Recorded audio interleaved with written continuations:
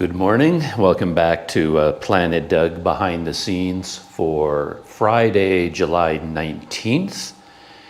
And this is something of an experiment, as you might be able to see in the video description. I don't know how all of these things work, but for the very first time in my life, I'm doing a live stream.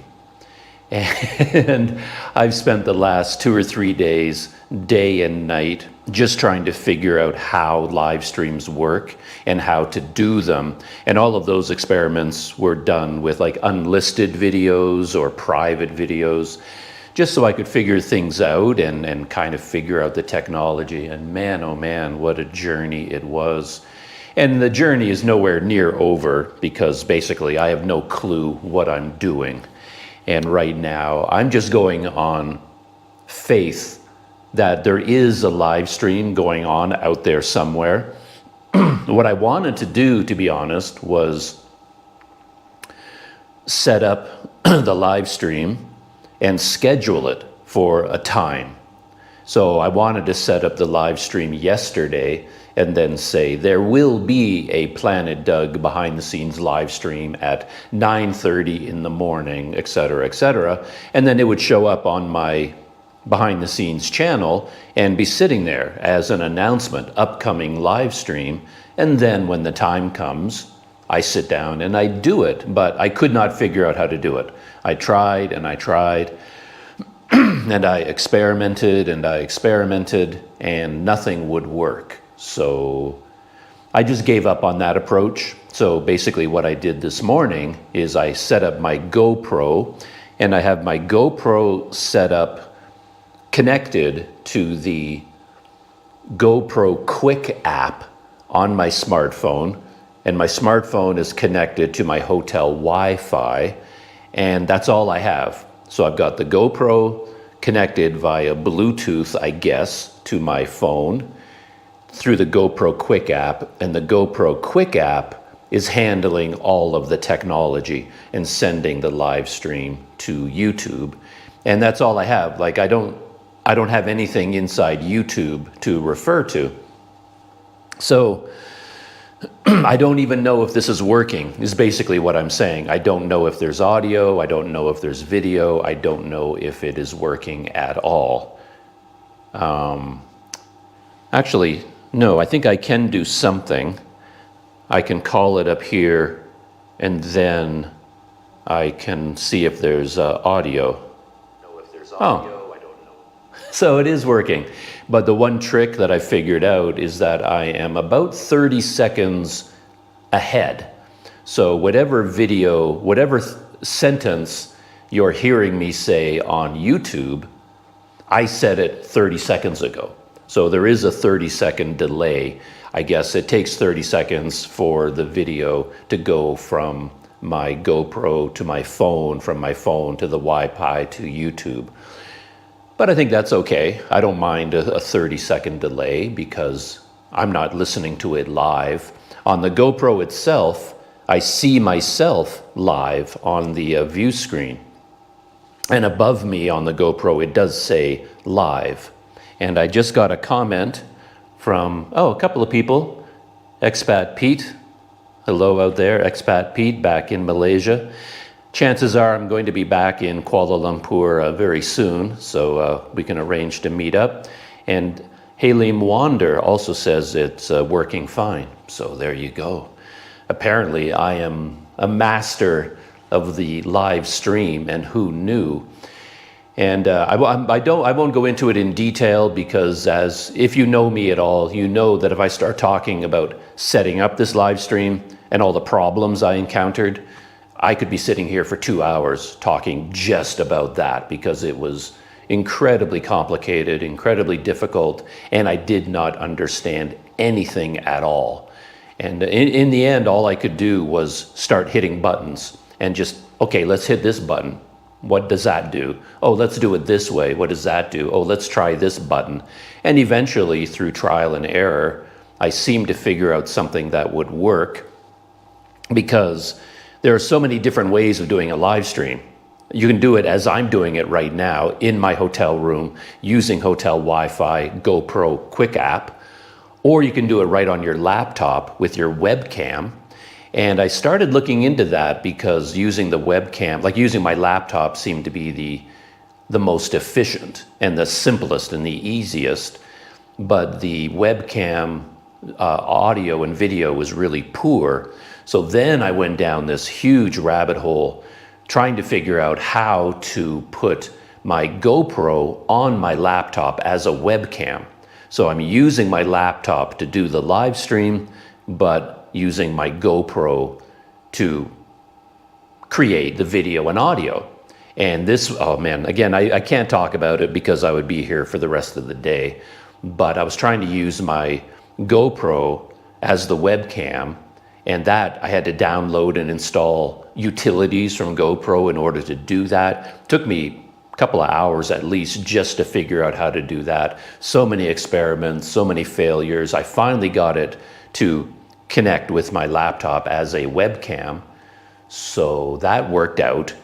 But then the audio was really, really terrible. So what I wanted to do was connect my Rode Wireless Go into the laptop as the audio source. That didn't work because there was a lag, a huge lag between the audio and the video. So then I put the Rode Wireless Go on the GoPro, thinking, oh, that'll be perfect because my GoPro is the webcam, so I will get video and audio from the GoPro.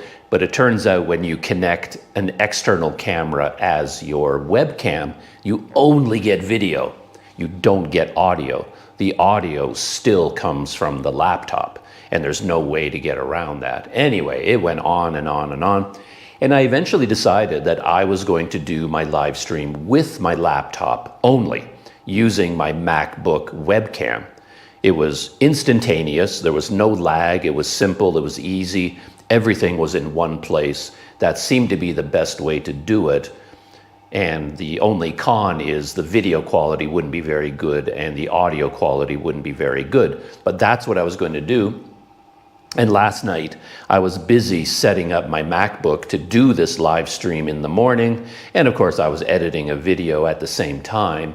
And I was right in the middle of turning on DaVinci Resolve to go back to video editing. And while DaVinci Resolve was loading onto my MacBook, there was this loud pop sound coming from my MacBook, a pop with a crackle, and the whole MacBook whoosh, shut down. And apparently that's it for my MacBook. At the moment, I don't have a laptop because my MacBook basically blew up. Something blew up last night. I don't know what it is. I tried many different ways to reboot it. I thought if you hold down the power button for 15 seconds, they tell you, and that should reboot the MacBook and bring it back to life. If that doesn't work, I looked all this up online on one of my smartphones, and it says, okay, if that doesn't work, then hold down Shift, Control, Option, L, and do this, and hold that for 15 seconds. That will reboot this system and do that, and it will turn the laptop back on. That didn't work. I unplugged the laptop, and I just let it sit for a few hours, thinking it would come back to life. But no, it's basically done. And yeah, I don't know what to do at this point. Basically, I have no laptop. And my entire world of Planet Doug, of video editing, everything is based on that laptop.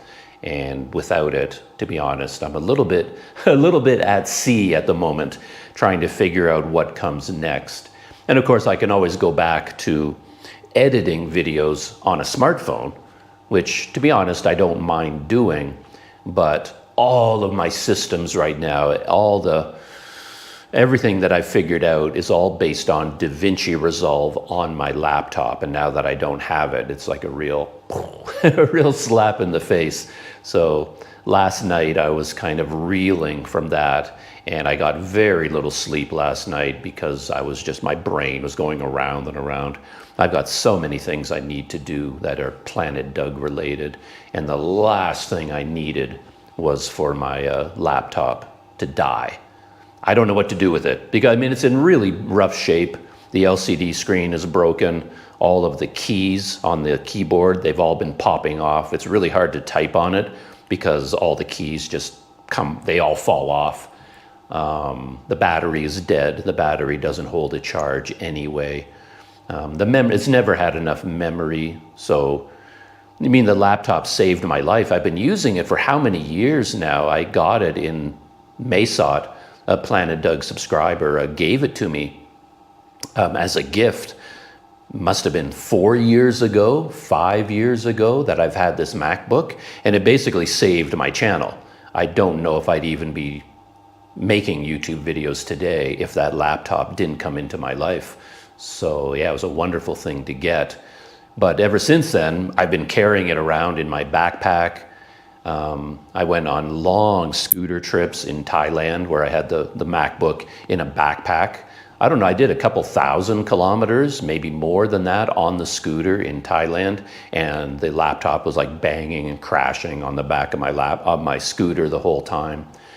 I took it to Sumatra with my bicycle, so I had it in my bicycle trailer, actually. Well, in pannier bags and in trailers, and I rode for quite a few days on my bike, and the laptop was banging and crashing on the bike, and brutal heat, and on the scooter in Sumatra. So I've put this laptop through a lot, and in the heat, and to be honest, it's kind of a miracle that it has lasted as long as it has. So I'm very, my poor MacBook, I'm very, very fond of it, and it's really sad that it crashed like this. But I don't know whether I'm even going to try to get it fixed. My assumption is it would be so expensive to fix it, considering everything that's wrong with it, that you might as well just somehow get a new laptop, a Windows-based laptop this time. Because, yeah, I mean, if I brought it into a Mac place now, they're going to look at me and say, well, you've got to replace the LCD screen. It's all broken along the bottom. You've got to replace the keyboard, and the keyboard is connected to the motherboard, and this will be connected to this and that. I'm assuming that by the time it's not going to be, Mr. Planet Doug, this diode burnt out. Let me get a new diode for $1 and replace it, and now your laptop is working again. It's not going to be that easy. That's not how life works. So anyway, that is why I am not doing a live stream on my MacBook, because my MacBook is done. It won't turn on. I tried again this morning. I thought I'd leave it there all night long, resting, gathering its strength. Maybe, who knows, I'll turn it on this morning. I'll plug it in, lift the screen, and then a miracle will occur, and it will come back to life. But no, the miracle did not occur. It's pretty much done for now. So here I am, GoPro and smartphone. Looks like I have quite a few little comments popping up on YouTube. KY. Hello, KY.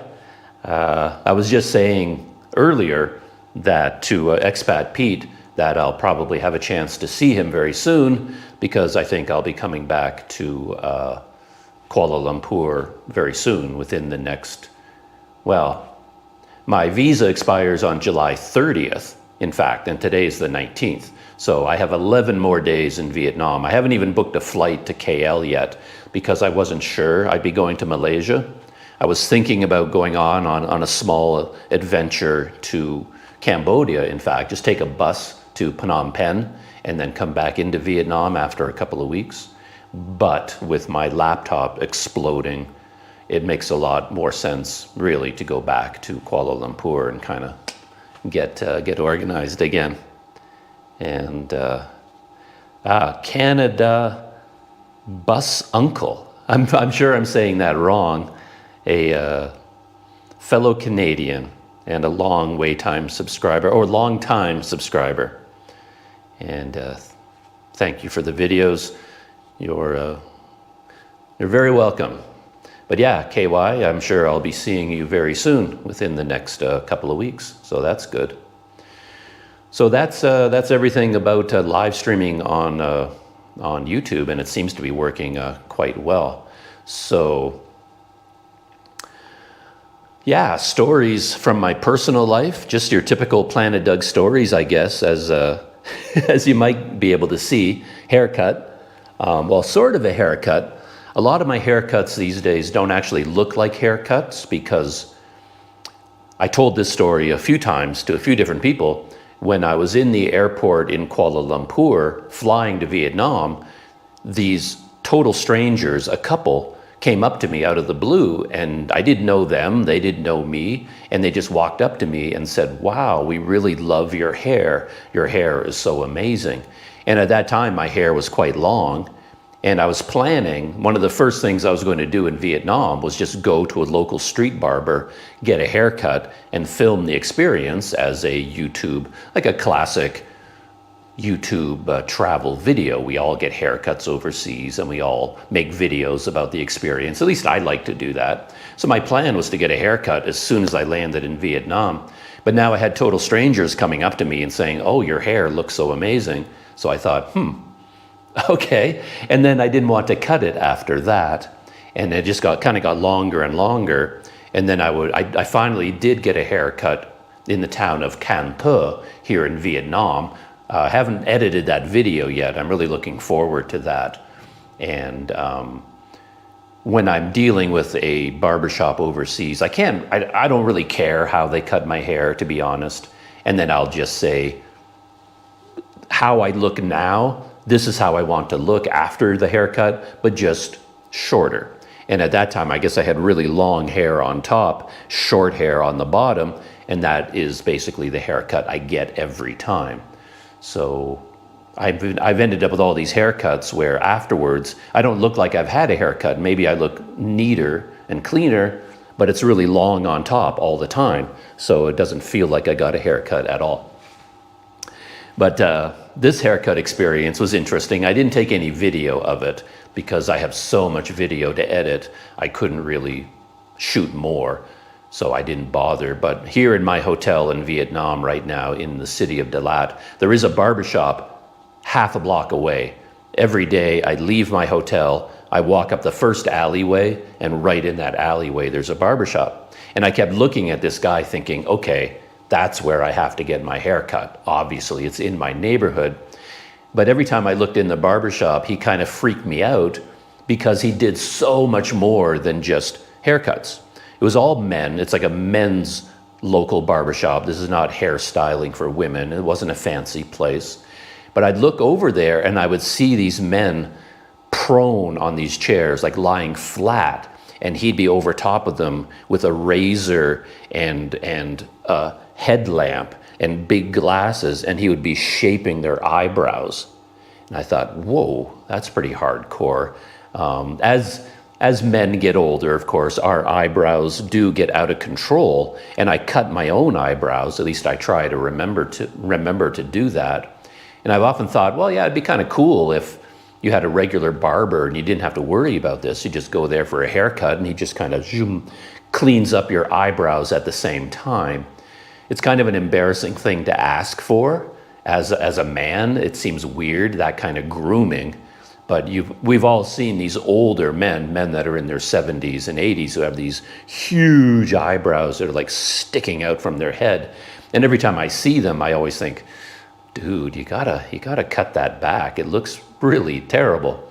So you kind of have to do it. When you get older, you have to start cutting your hair and cutting your eyebrows. But I was worried about this guy shaping them because me being a pop culture addict, I ended up thinking about the Seinfeld episode where Jerry's Uncle Leo had his eyebrows shaped and they ended up being really thin and arched, and it looked like he was angry. His eyebrows just made him look really angry and upset all the time. And then that led to a typical Seinfeld adventure where he went to see a doctor, and the doctor looked at Uncle Leo and said, "Hey, why are you so angry?" and wrote in his doctor's folder, "This patient is very uncooperative because he's so angry all the time." And now Uncle Leo ended up being blacklisted from all the doctors because everywhere he went, his file followed him, and all the doctors would open up the file and they see that he's a very angry man and an uncooperative patient. But it was all because his eyebrows were shaped to look angry. Anyway, I thought about that instantly. So I didn't want to go to this guy because I didn't want to get in a situation where my simple haircut turned into a giant grooming project that spun out of control. And then the next time, another time I'd go by him, he'd have the headlamp on, the big glasses, and the men would be lying prone, and then he was cleaning out their ears. So he had all this big lineup of specialty tools, and I guess that's one of the services he offers as well, where he gets these long metal rods with hooks on them and little spoons and things, and he was digging inside their ears and cleaning out earwax. And that's something, it's pretty common all across Asia.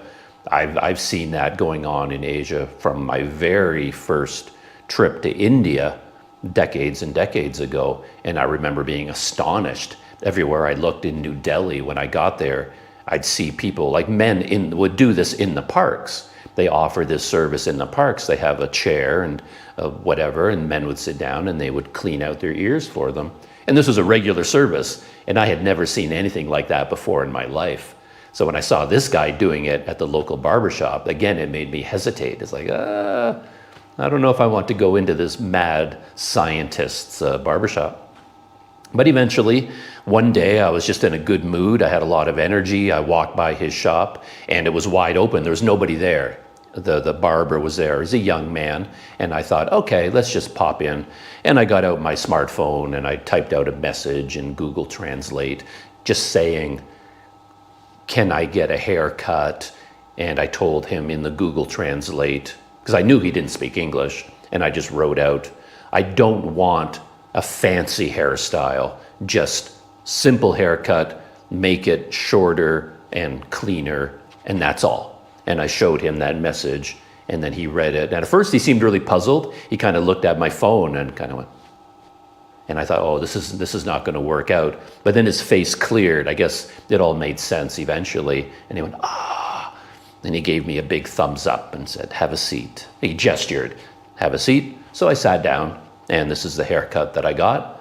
And I didn't ask how much it cost in advance or anything like that. And at the end of it, he told me it was 50,000 dong, which I guess is about a little bit less than $2 US. So, yeah, I think he did a fine job. Though the weird thing was, to get back to this hairstyle business about long on top, short at the bottom, he worked on my neck forever.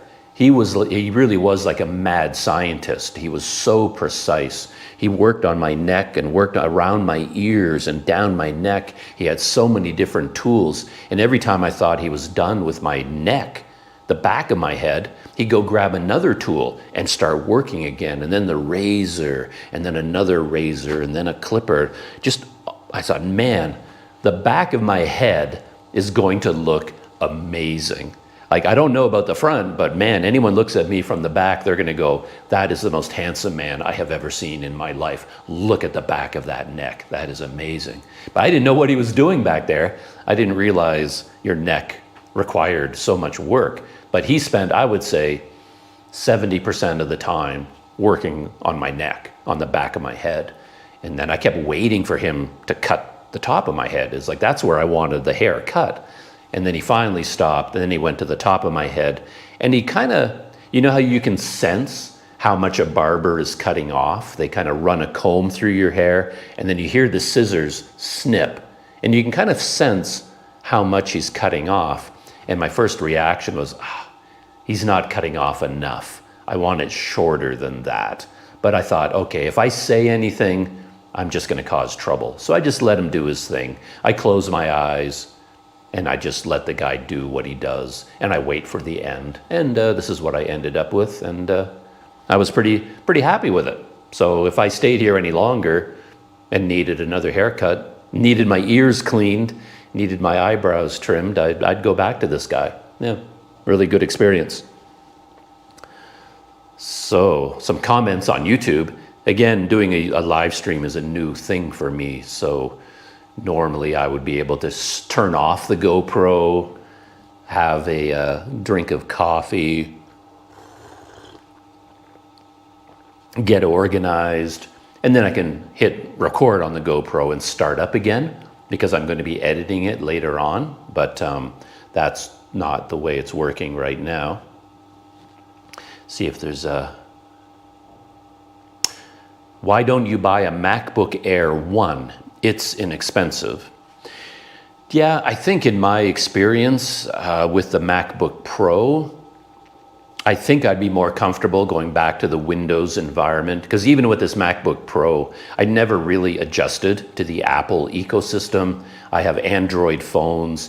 Everything I have done in my entire life is based in Google, Windows, Microsoft, well, Google, everything, all my apps, all my devices, everything. I've never had an iPhone. I never use FaceTime, the cloud, what's the Apple iCloud? Everything's I, right? iCloud, FaceTime. I've never used any Apple product. So even when I got this MacBook, the first thing I did was load Google Chrome. So I'm running Google Chrome on a MacBook. So I'm still living within the world of Android, Google, Microsoft, even though I'm using a MacBook.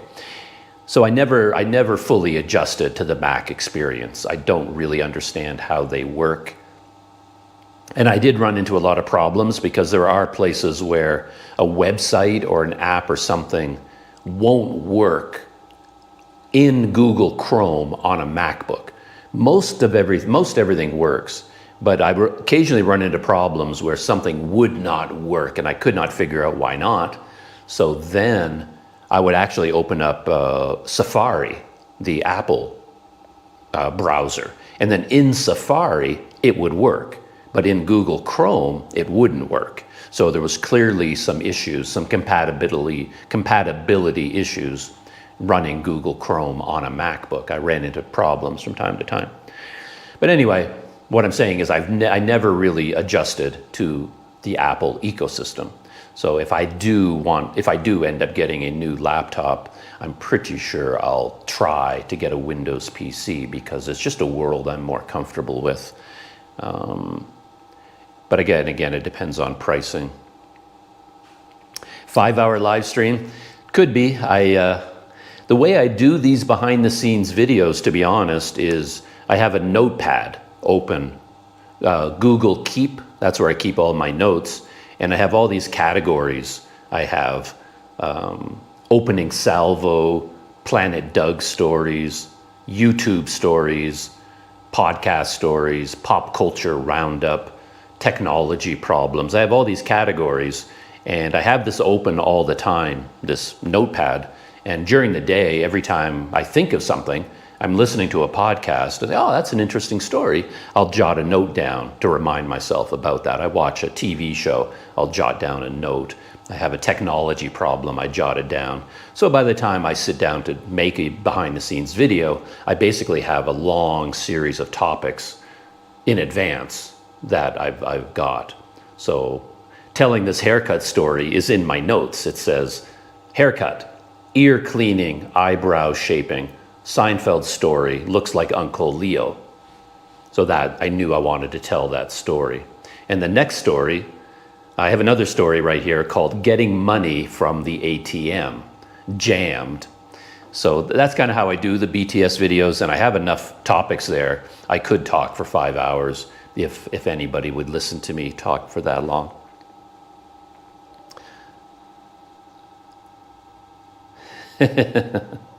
Soul Explorer said, do you think it's really necessary to go off tangent and go on and on and on about everything? Necessary, I don't know about necessary, but it is what happens.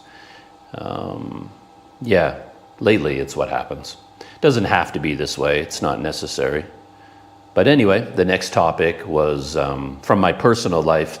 I needed to get money, so I went to an ATM here in Dalat, and I wanted to go to a specific ATM because I get very worried about these things. And when I was in Saigon, I did some research, and people online, foreigners, eventually said this is the best ATM to use. It was from a bank called TP Bank, and everybody seemed to have good experiences there. They said they didn't charge any fees, this sort of thing. So while I was in Saigon, I tracked down a TP Bank, And then when I was here in Dalat, I thought, okay, I need to withdraw some money. Let's go find a TP bank. And there was one with an ATM about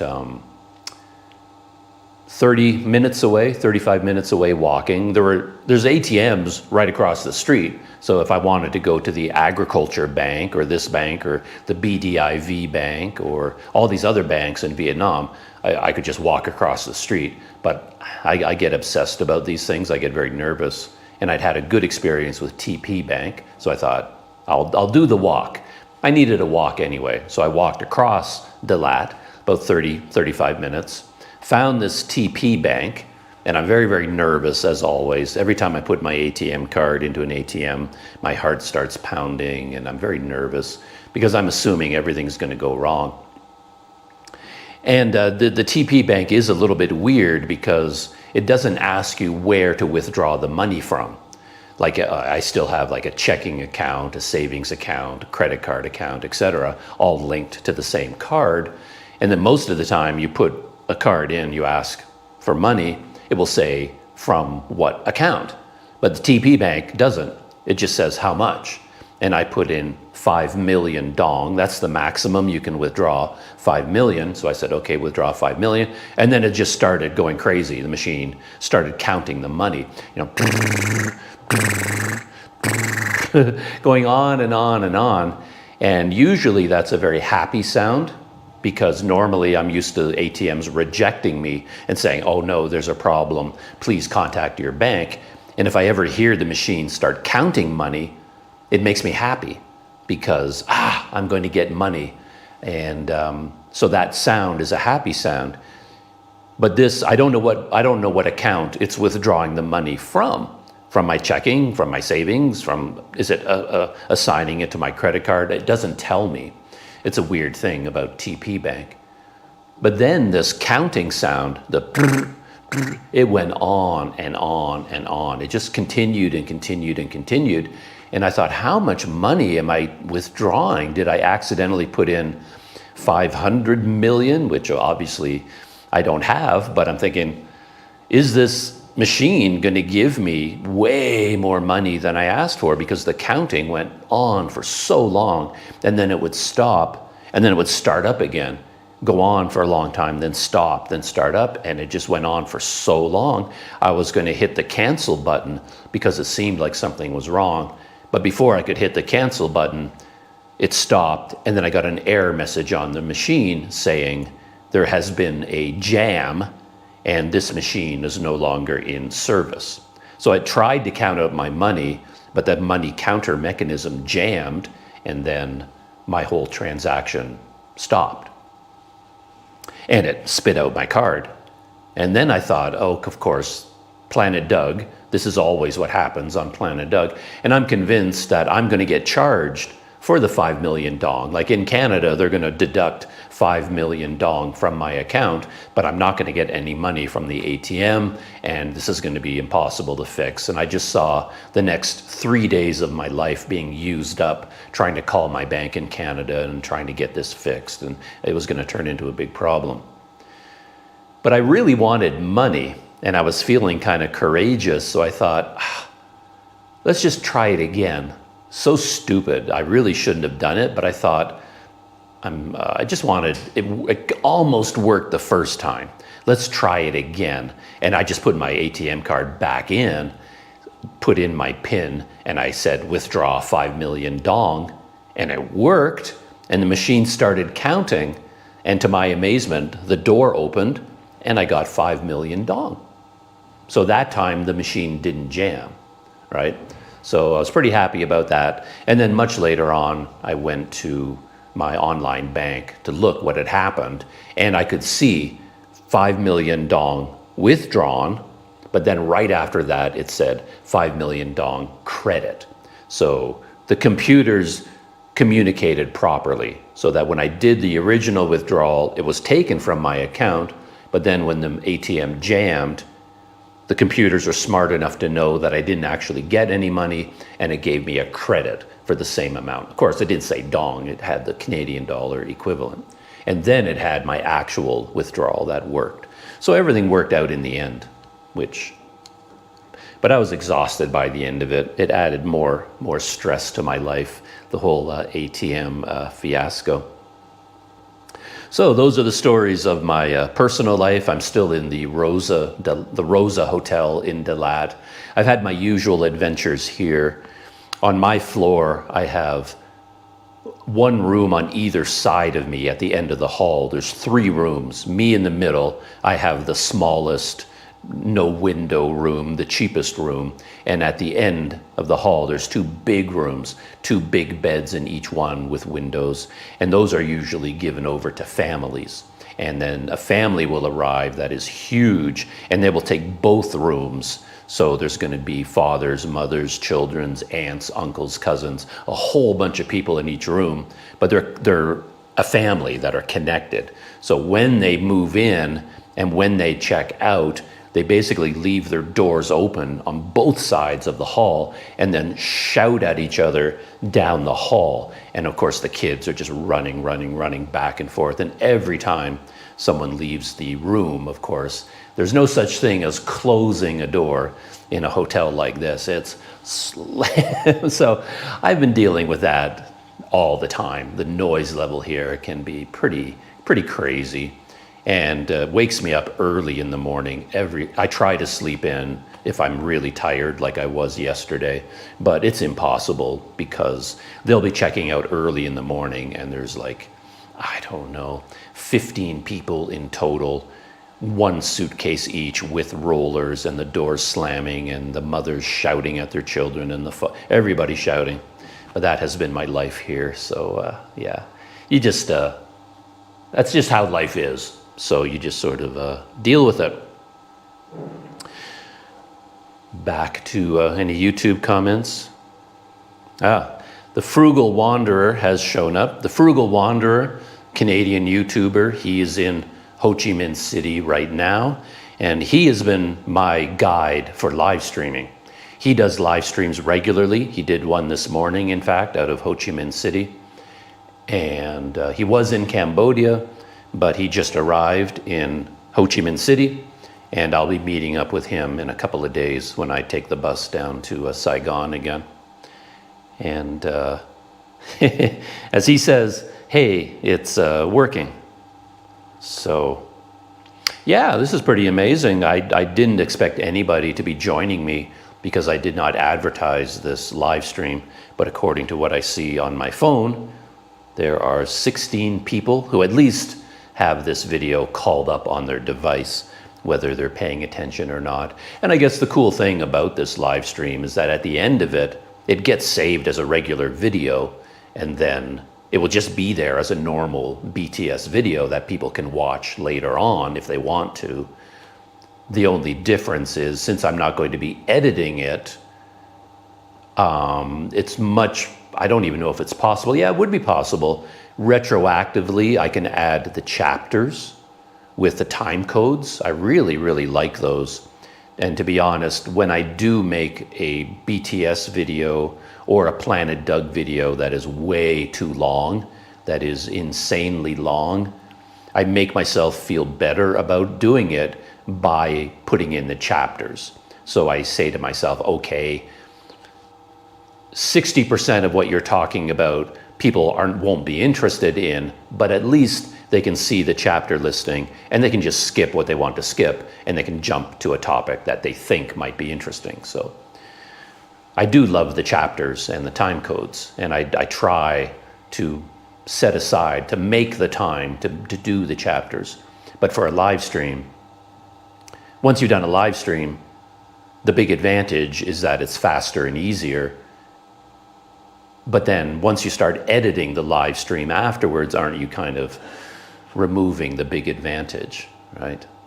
So anyway, at this point in a normal BTS video, there might be a title card and a little musical cue, and I would say, it's time for a Planet Doug story, and it would say on the screen, Ba Hoa Market, because when I was in Saigon, I went to this market with a Vietnamese YouTuber as my guide, and it was one of my big experiences in Saigon, And I'm working on that video right now. But in a behind-the-scenes video, the original idea for these behind-the-scenes videos was to tell the behind-the-scenes stories of a Planet Doug video. And this one is going to be a Planet Doug video of me going to this market. I haven't edited it yet and I haven't uploaded it, but I would normally tell the behind-the-scenes story of that Planet Doug video. So that is what I'm going to do now. So if you're interested in that, stick with me on the live stream. And in fact, this is the video that I've been working on now when my laptop exploded. So I was already, I don't know if anyone wants to see my baby, my poor, yeah, I've got the little GoPro sign on here, but here's the, here's the MacBook. Looks amazing on the outside. Apple makes beautiful devices. I love the design. And here it is. I mean, it looks to be in perfect condition. But once you open it up, it's a different story. But this doesn't work anymore. And I was halfway through editing that video, and all that work is gone now because there's no way I can access it. I was doing it on DaVinci Resolve on my MacBook, and basically I had to start all over again. So I basically started editing that video using a program called KineMaster on my phone. But basically I'm starting all over. And it's sort of a pros and cons, because I think editing a video on your phone, I think you're naturally going to want to make it shorter and simpler because you don't have the tools, the ease of use that you have on a full laptop using DaVinci Resolve or something like that. So now that I'm re-editing the entire video from the beginning on my phone, I'm cutting out a lot of sections and just trying to get through it a lot faster, and adding any graphics or fancy stuff. Well, I don't do any fancy stuff, but you know what I mean. All the systems I had set up on DaVinci Resolve, I don't have them on KineMaster anymore. So it'll probably end up being a much simpler, perhaps shorter video. We'll see how that goes. But anyway, this video going to this market started off because I met this young woman in Saigon who was an English teacher. Her name is T. I met her through a friend of mine that I met through the Planet Doug channel. So it was a friend of a friend sort of meeting. I met up with her for coffee one day and we're talking about YouTube videos, and she's an English teacher and she knows a lot about YouTube and travel vloggers. I think she's done some of it herself in the past and has a lot of ideas about it. And she really wanted to help me out. Basically, she wanted to help me get good content for my channel. And she suggested visiting a market in her neighborhood, and then she would act as my guide when we went there. And I thought that was an amazing offer, so I took her up on that. And as she explained it to me, this market is a specialty market that caters to people from central Vietnam. So Vietnam, of course, you've got North Vietnam and south, the northern area, the southern area, and you've got that long, thin coastline. And a lot of that, the coastline and the interior mountains, that's central Vietnam, around Hoi An and Da Nang, places like that. And they have their own unique foods, ways of preparing foods, way of making conical hats. Everything that's specific to that region of Vietnam, you can find in this market in Saigon, which is up near the airport.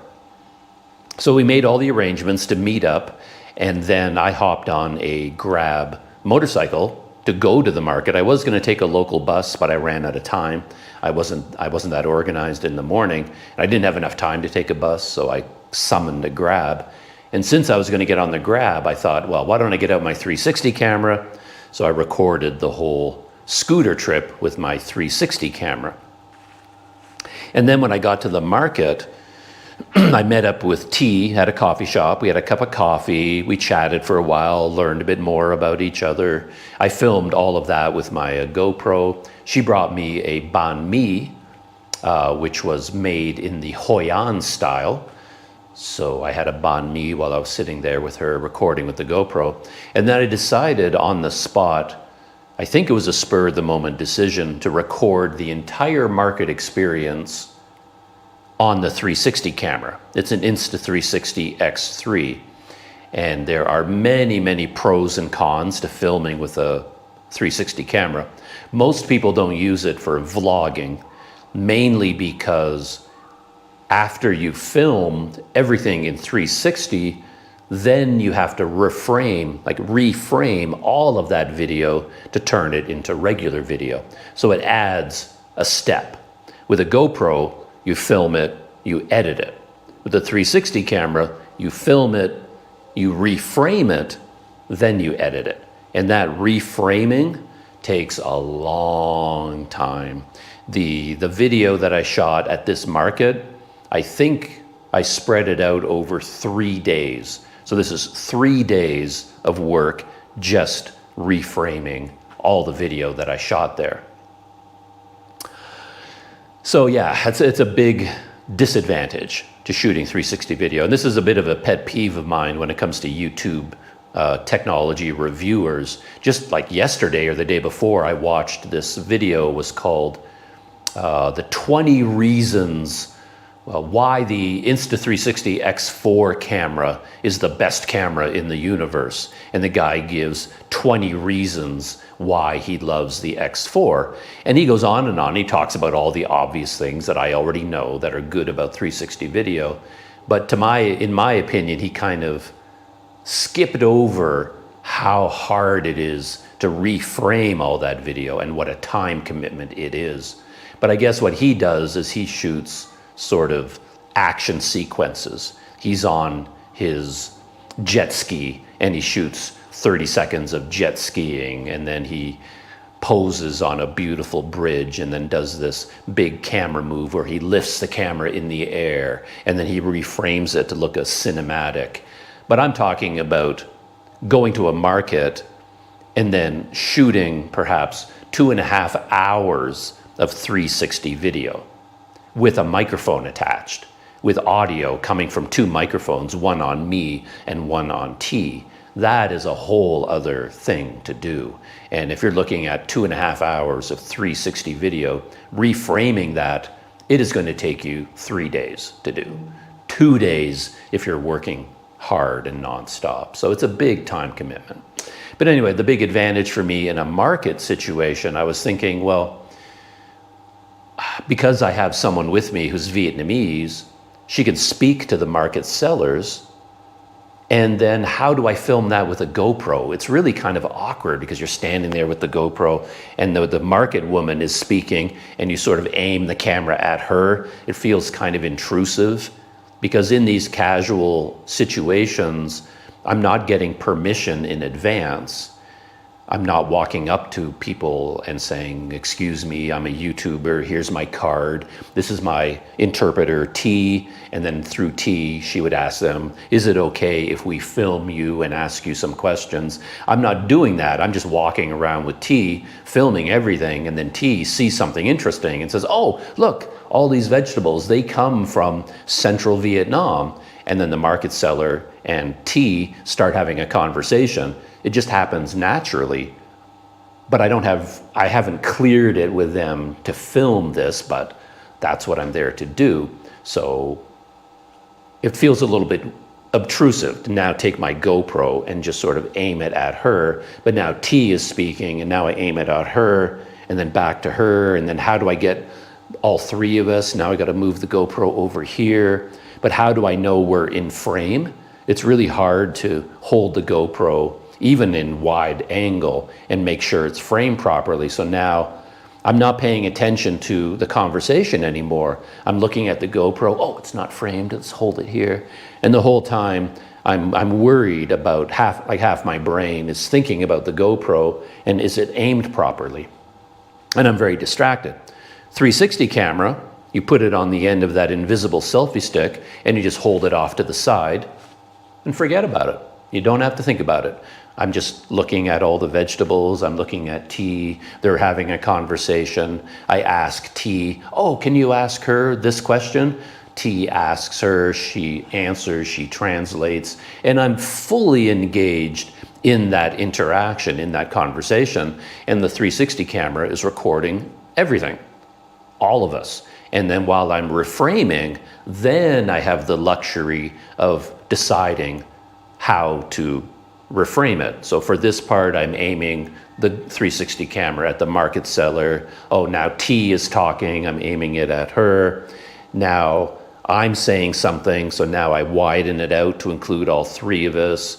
The market seller is rummaging in her vegetables to get something to show us, so now I zoom in on the vegetables. I do all of that while I'm reframing afterwards. And there's no way you can do that with a GoPro, with a Pocket 3, with any other camera. So that's a huge advantage in that situation. The disadvantage, how long it takes, and in a market setting, narrow streets, overhanging roofs and rain covers and things, what do you call those, awnings? 360 cameras are, oh, I just saw something that said connection was lost on my live stream, but it seems to be back.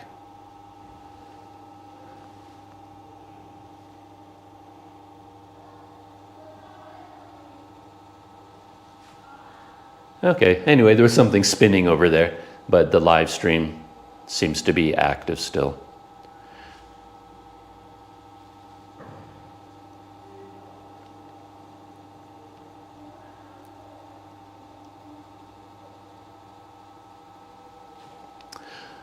I'm just looking at the YouTube comments very quickly. Oh yeah, though the frugal wanderer is supporting me very much, even from a distance. Someone was saying that he's disappointed the wanderer is not here to support you, but I don't think he's saying he's disappointed in you, the frugal wanderer. He's just like, I think he meant to say it's too bad the frugal wanderer is not there. But I could have gone down to Saigon already, to be honest, but I still had so much editing to do. I extended my stay here by another 4 days because I had so much editing to work on. And my hotel here is much cheaper than anything in Saigon. So I just decided to take advantage of the cheaper living costs and stay in Dalat. But anyway, I was already chatting with the frugal wanderer this morning on his live stream. I asked him a couple of questions, like technical questions about his live stream, and he answered me. So he's in the background giving me he's a very technical person, much more intelligent than I am when it comes to, probably everything, but definitely technology. So he's been helping me out a lot with getting this set up.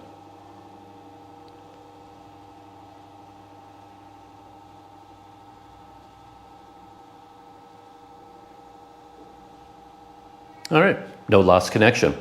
So I was just talking about shooting that market in with the 360 camera, which I love to do.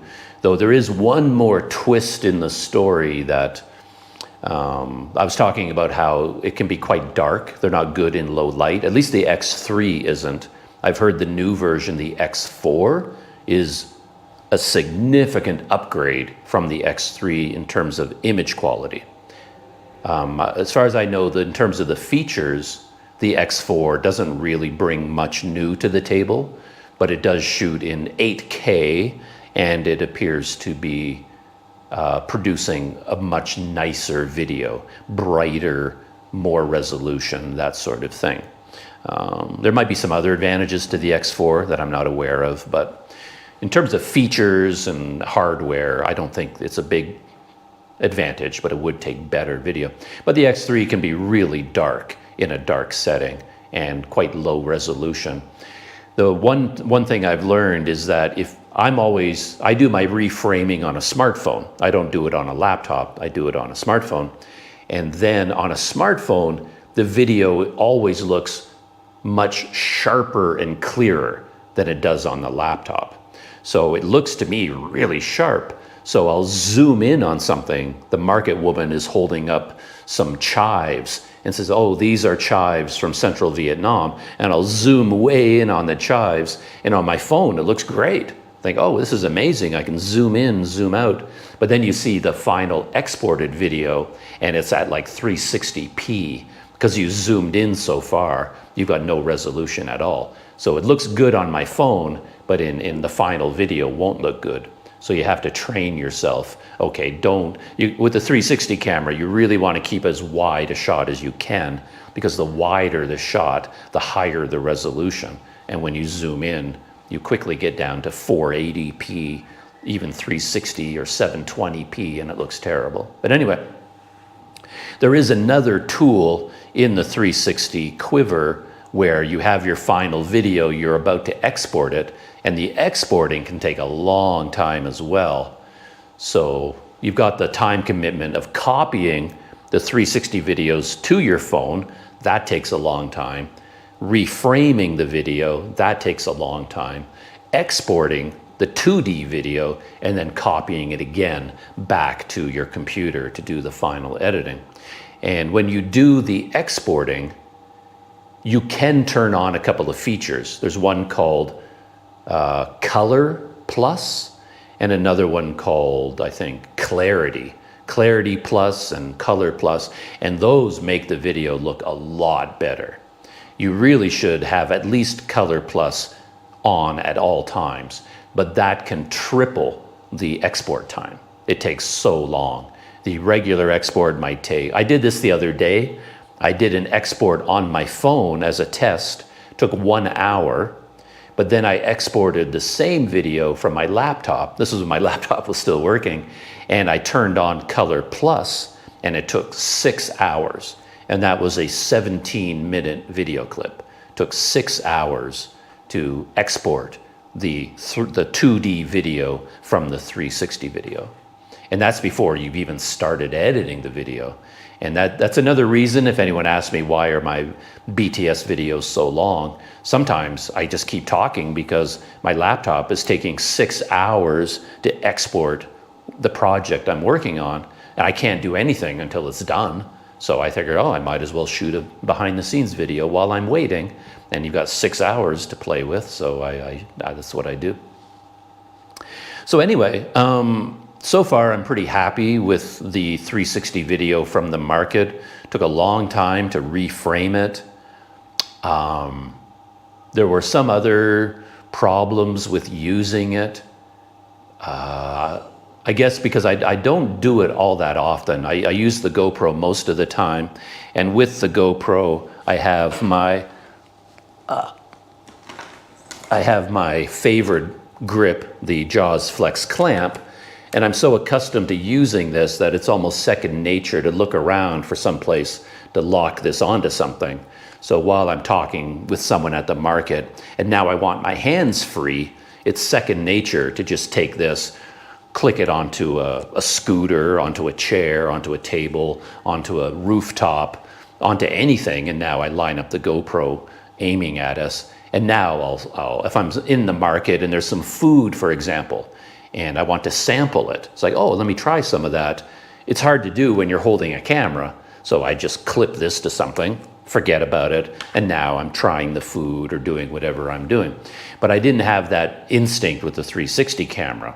So, and I didn't have it mounted on this. I should have done that. I should have had it mounted on the Jaws, but I never got around to it. So we went through this whole market, and my guide, T, an expert in everything there, I realized when I was editing the video, I didn't really eat anything. And it really feels like it's missing from the video. T would bring me up and say, oh, look at this fish paste, and look at this, and look at this, and this is a special salad from central Vietnam. And then we'd move on to the next stall, and the next, and the next. And while I'm editing the video, I'm like, oh, what a dumb YouTuber you are. Like, why didn't you eat any of that food? Like, all I did, I had one snack. But I think even that one snack was such a problem for me because I was holding the 360 camera, and then I thought, oh, I'd really like to try one of these. And then I asked T, like, would you mind holding on to this? And I gave her the invisible selfie stick, like, would you mind holding on to that? And then I'm eating the snack, and I have my hands free. But it takes experience to know what to do with a camera, even a GoPro. You wouldn't think it. I don't think of it, because to me it's second nature now. But most of the time, when I hand off the GoPro to someone that I'm with, it's like, oh, do you mind filming for a minute? I give them the camera, and then that video that they shoot, they're aiming at the sky, they're aiming at the ground, they're on an angle, like they don't know what to do. To me, it seems, well, you point the GoPro. It doesn't seem that hard. But if you don't do it on a regular basis, apparently you're not used to it. And then the video I end up with is like, there's some video of my feet, there's some video of the sky and some clouds. You know, the GoPro is wandering all over the place, and they're too close and then they're too far away. They don't have experience. And that's with a GoPro. You hand somebody a 360 camera and say, oh, would you mind holding onto the camera? They treat it like a normal camera, and now they're aiming it at things and they're pointing it and it's waving all around. It's like they don't know how a 360 camera works. So then you almost have to train someone in advance. It's like, no, you don't have to move it, just hold it out there, just hold it steady in one location. Don't wave it around. You don't have to zoom in with the camera, but they don't know that. So when I gave the camera to T, she did an okay job, and I got some video of me munching on the snack, but I felt like I was making her do work that she didn't sign up for. She didn't say, oh, I'd love to come with you and hold the camera for you. She's being my guide for the day, and now I'm making her hold the camera. And I thought, the whole thing didn't really work out that well. So from that point on, I was reluctant to do it. And then when we went to the next stall and the next and the next and the next, I didn't eat any of the food, and it was because I was using the 360 camera. If I was using the GoPro, I would have been able to clamp it somewhere and then, oh, that's papaya salad from Central Vietnam. Can I try some of that? And T would have spoken to the market woman, and I would have gotten a sample and then tried it on camera, things like that. But it was only when I was editing the video I realized so many of these missed opportunities. But it was because even I wasn't accustomed to using the 360 camera that intensively. So yeah, we went through that whole market. It was amazing. It was an amazing experience. I don't know whether the video will get it across, but what a difference going to a market with a local person who speaks Vietnamese and English fluently, and who is from that region. She knew, not only did she know everything about everything in that market, she knew all the people, and they knew her family. It was such a wonderful experience to go through it. And normally, of course, I'm just a dummy. I'll grab my GoPro, I go to a market, whether it's in Sumatra or Malaysia or now Vietnam, and I'm just walking around, and all I do is ask questions, rhetorical questions, like, oh, I wonder what that is, and oh, I wonder what that is, and oh, what's that? Because I don't know anything, and it's very difficult unless you get out Google Translate and really dive in and ask questions, and then it's hard to film that. But now I'll walk through a market, and it's very interesting visually, but I don't really understand anything that I've seen.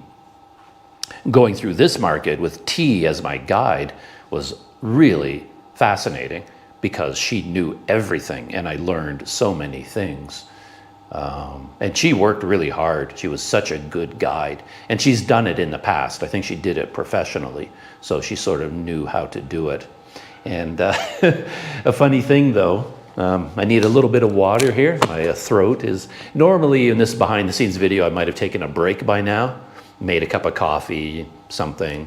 But since this is a live stream, I'm going sort of without a break. So I need a drink of water.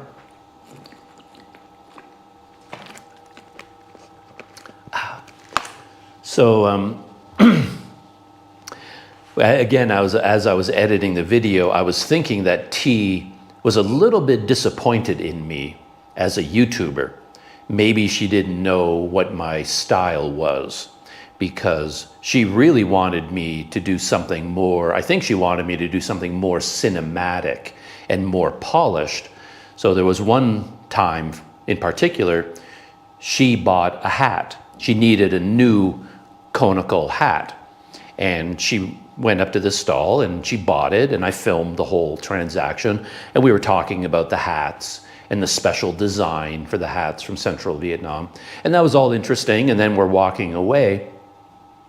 And then T stopped me and she said something to me. She made a suggestion. And I was like, what do you mean exactly? And she said it again and again. I didn't really know what she was talking about. I didn't understand her. And then I finally figured out, she was offering to hold the camera somewhere far away so that I could walk through the scene, so that we could get a POV, not a POV shot, but so that B-roll. She was basically telling me how to shoot B-roll. She's like, I'll hold the camera over here. You can put on one of these hats. You can walk by the stall. You can try on the different hats, and then you can walk out of frame, right? Typical YouTube B-roll. So that's what she was suggesting. And then at that time, it's like, I said, thank you for the offer, but I don't normally shoot video like that. I don't set up shots. I don't mount a camera and then pretend I'm doing this for the first time. I don't recreate scenes. I don't walk through the camera. Not because I think those are bad things to do, but I just don't have the time to do them. It takes a lot of time to set up a shot, mount the camera, get everything framed up, and now you walk through the frame, go back and get the camera. I played around with that in the past a few times, but for this video, the market video, I wasn't thinking like that. I was just there to have a real experience in real time with T. So I did say to her, no, that's okay. We don't need to do that. And I feel like at the end of the day, she was sort of wondering, like, what did he film exactly? Like, I never saw him film anything. What kind of a YouTuber is this guy? But maybe she doesn't realize that, well, the 360 camera was filming everything all the time, and I'm going to do the actual aiming of the camera later on. And I don't think she realized that. She just saw me hanging out with her for a few hours, however long it was, with my camera just sort of off in the air somewhere. I never actually, and there was a time, the market stall, the very first one, that's going to be the centerpiece of the video, where we were talking to this woman with a vegetable stall. And then we were all done and we're leaving. It was a wonderful encounter. And then T said to me, do you want me to take a picture of you with her? Can I take some? And again, I said to her, nah, it's okay. I don't need those pictures because I got everything on video. If I want a shot of me at the market stall, I just take a screenshot from the video. And I was so focused on the video camera, I didn't, like normally what I do is I go through the whole market with my video camera. I'm done shooting video, then I'll get out my smartphone and I'll walk through the whole market a second time and then do nothing but take pictures. And I'll take a picture. I remember what I took video of, and I'm thinking, let's go through it, and then I'll just take a bunch of pictures. I don't do it at the same time. But again, I said to T, she offered, do you want me to take a picture of you? And then I kept saying, no, you don't need, no, that's okay. And I think she kind of looked at me, he's like, aren't you a social media influencer? Aren't you a YouTuber? Like, don't you want B-roll, and don't you want selfies of you posing? And I kept saying to her, no, it's okay, I don't need to do that. So at the end, I wondered what she thought of me as a YouTuber. But normally I would get pictures, as I said, but I wouldn't really get a lot of selfies. Ever since I bought my special smartphone grip, I am taking more selfies because it's so much easier. It gives me a camera grip, and I have been taking selfies from time to time lately, but I'm not in the habit of doing that. And then after we went through the market, T and I had lunch. She brought me to a special Central Vietnam restaurant. They make their own unique style of noodles, and I filmed all of that with the 360 camera. I mounted it on a tripod during lunch. And then, yeah, said goodbye to T. And I did take a local bus to go all the way back to my hotel in District 1. The only other story that happened that day, and this happens all the time, is that I had a microphone on T. Speaking of which, I better double check that the microphones are still working. They seem to be. Shooting live right now, I do not have any kind of an audio readout on the GoPro. So I can't tell if audio is working or not. But I still have battery power on the microphone. But I put a microphone on me and I put one on T, and then at the end of our time together, I wound up the video doing my usual Planet Doug conclusion. I thanked T for helping me, for being my guide, did all of that, ended the video, and then T went home. So she went home, and then I'm there packing up my camera gear, trying to figure out how to get a bus back. And just then I realized I never got the microphone from her. She went home and she still had my road clipped onto her clothing. So now I had to get on the phone, contact her through WhatsApp. It's like, I'm so sorry, I'm really sorry, but can I come find you wherever you are? I forgot to get the microphone from you. And that turned into a big adventure on my part because she was at home 7 or 8 blocks away, and now I had to find her. And I didn't know how to do it. I was like, she's giving me her address and I'm looking at Google Maps. And there was a ticking clock because she had English classes coming up. And I had to find her, get my road before her class started. And I hated bothering her. She had been so nice to spend hours with me. And now she had to go home to go to work to teach her English class. And now I'm still bothering her. I'm sending her messages. Oh, can I? Oh, I felt so bad about bothering her about that. And then I'm kind of panicking. I'm looking at Google Maps. I can't find her address. She sends me a live link. This is my location, a pin in a live stream on YouTube.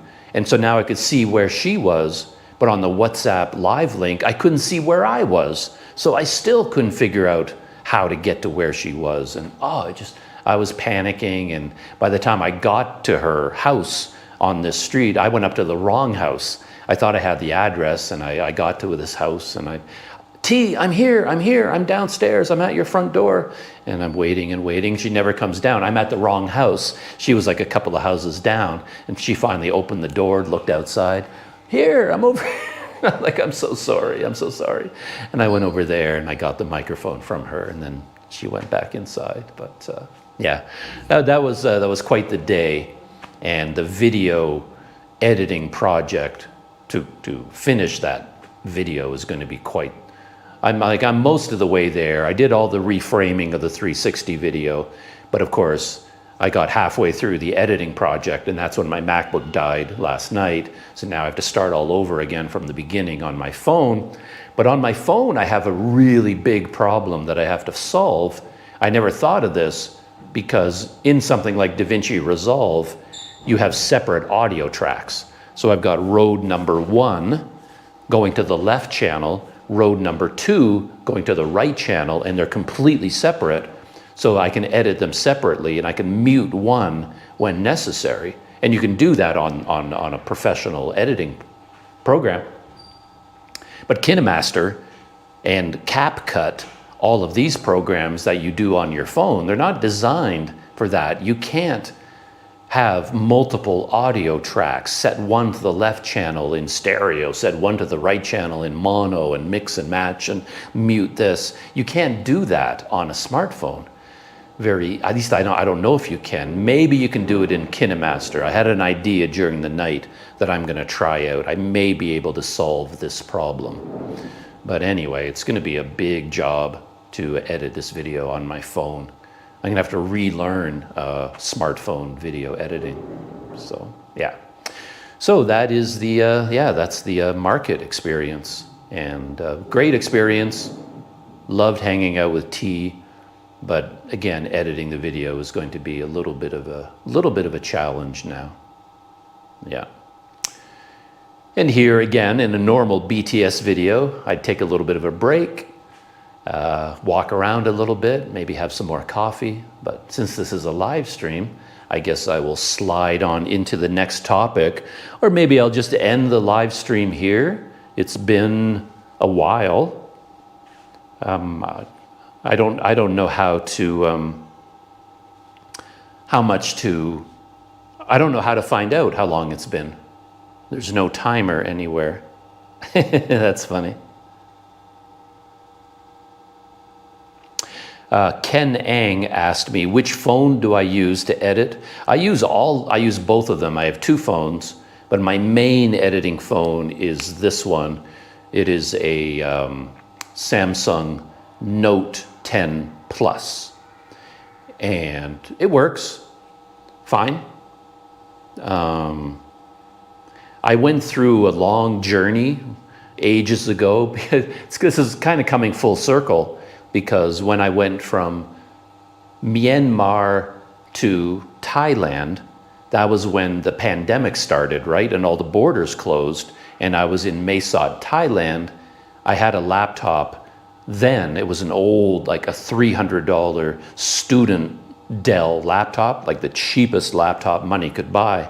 And that's how I was editing my videos. I was using Windows Movie Maker. That was the only program that would run on that laptop.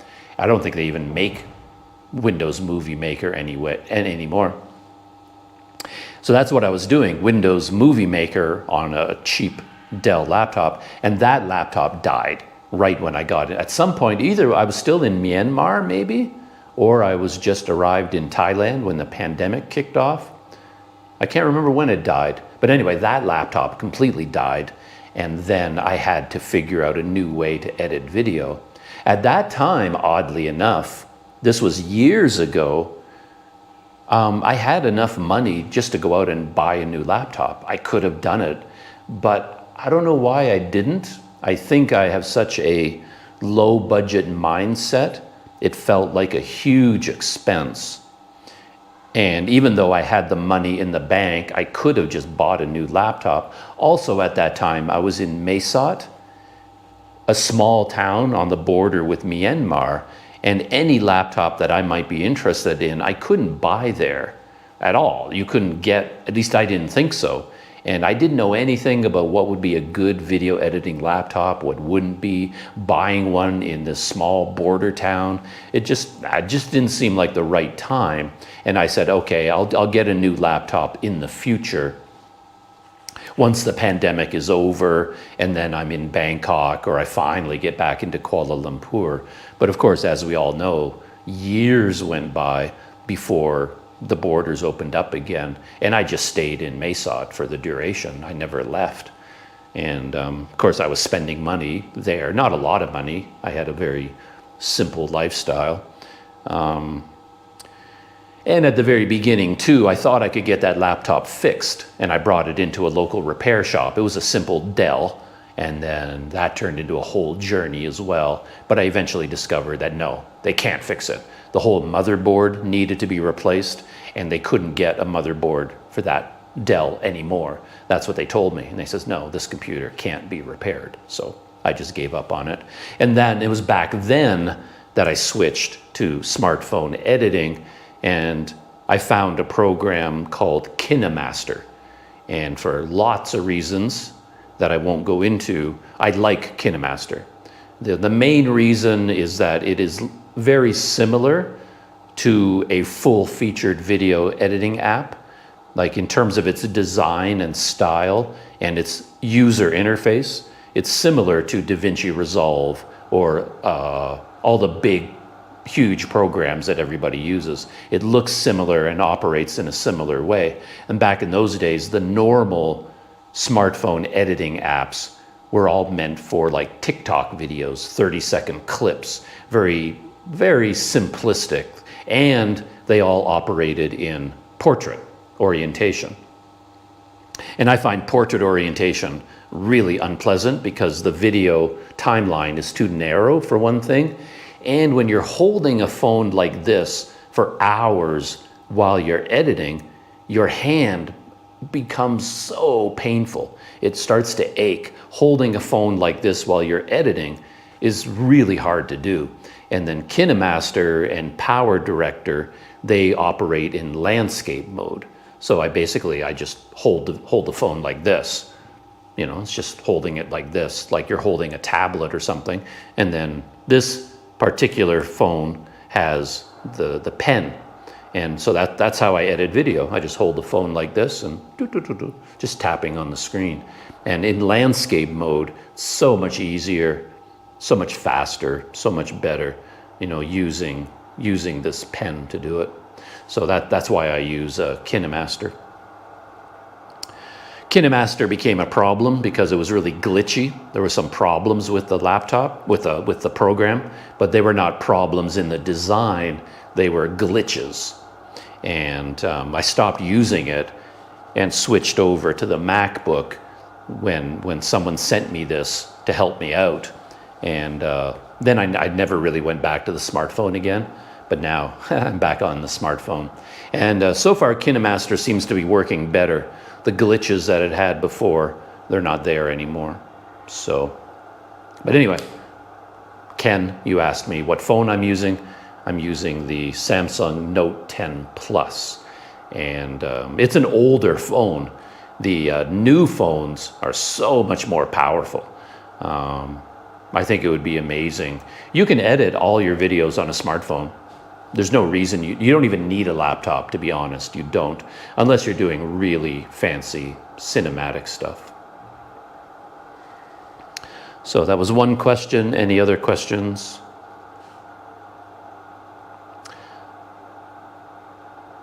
So, someone sent me a message on WhatsApp.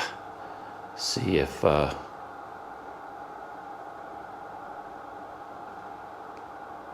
yes. So, let's go back there. All right. Okay. So anyway, I would call this live streaming a success overall. And if you were here on the live stream just to hear me talk about Planet Doug videos, what I'm doing, that's pretty much the end of that section. I'm here in Dalat for another couple of days. I've paid for this hotel in advance because I thought I would be busy editing videos on my Mac for the next 3 or 4 days. But since I've already paid, I guess I'll be staying here. And in a couple of days, 3 days maybe, I'll be taking a bus to Saigon. And then I have to book a flight to Kuala Lumpur. And that's probably going to be on like July 29th. I'm going to maybe do that this afternoon, book a flight to KL on July 29th. And then I'm going to be in Kuala Lumpur. And after that, I'm not quite sure what's going to happen. I'll probably bring the MacBook to a local repair shop and just ask, like, is it something simple? Can you just fix it and it'll be cheap? If not, I'll continue with my phone for a while, see how that goes.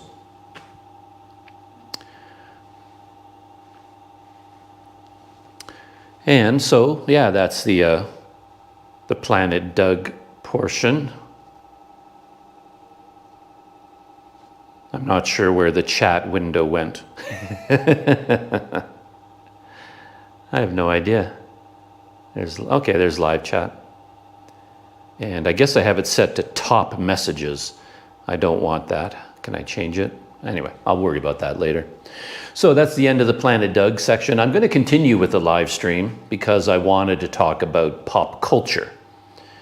So if you're not interested in movies and TV shows and what I think of them, now's your time to escape from the live stream. And I'm just going to have a drink of water and talk about some movies and TV shows a little bit.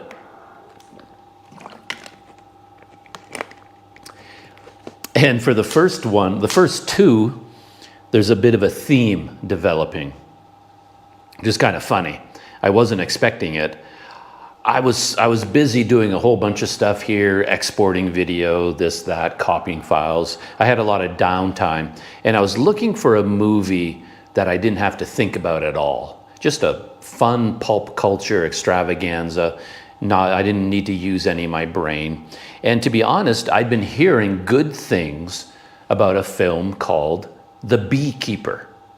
And The Beekeeper stars Jason Statham. Jason Statham. And here's the Wikipedia description. The Beekeeper is a 2024 American action thriller film directed by David Ayer, and written by Kurt Wimmer. The film stars Jason Statham and a whole bunch of other people. And the plot synopsis: when Jason Statham's kind-hearted landlady commits suicide after falling victim to a phishing scam, former Beekeeper operative Adam Clay sets out on a brutal campaign for revenge upon those responsible. So basically, it's a movie we've all seen 100 times before. It's just a revenge film, a fantasy revenge film. It's basically John Wick, except instead of a puppy, we're talking about bees and a landlady. So of course, in John Wick, they killed his puppy, so he went for revenge and he killed like 300 people because on his campaign to get revenge. And of course, they were all evil Russian mobsters who do terrible things. So nobody really worried about the morality or the ethics of killing 300 people. You kill a puppy, you're going down. And we were all rooting for John Wick to kill everybody in that Russian mob. So they killed his puppy, he killed them, Jason Statham. They basically killed his landlady. I found the opening of the movie very interesting, and it kind of gripped my heart because I have a little bit of a stake in this world of online scams because I seem to see it everywhere. And I get so many scam emails and phishing emails, and there seem to be so many dangers online. And once you start looking for those stories, of course, you'll find them everywhere. It seems like everybody in the world, every country has their stories of some poor woman who got an email that said an Amazon package needs to be delivered, or there's some sort of a problem with this, please enter your details, and they do, and the next thing they know, their bank account is empty, all their money has been stolen from them. So many scams like that, and you hear about them all the time. So, and this movie began with that. A wonderful woman, a kind woman, a teacher, spent her entire life helping other people, and she's now moving into her retirement with her life savings, her little nest egg, and then some sort of evil scammer, a fisher. Again, I'm going to spoil the movie, so that's what I do on Planet Doug. I don't worry about non-spoilers. I watched the whole movie. I'm just going to talk about the movie. And if you don't want it spoiled, don't listen to me. But essentially, she got on her laptop a big error message saying, oh, there is a problem with your laptop. It has been infected by a virus. Please call this number, the support number, and we will help you. And she was an elderly woman, a senior citizen, didn't know anything about computers. And then she basically called the number, did everything they told her to do, and then they got access to all her bank accounts, all of her investments, and basically she was broke.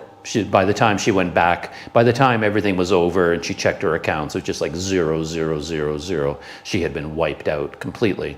And it was such a shock to her that she killed herself.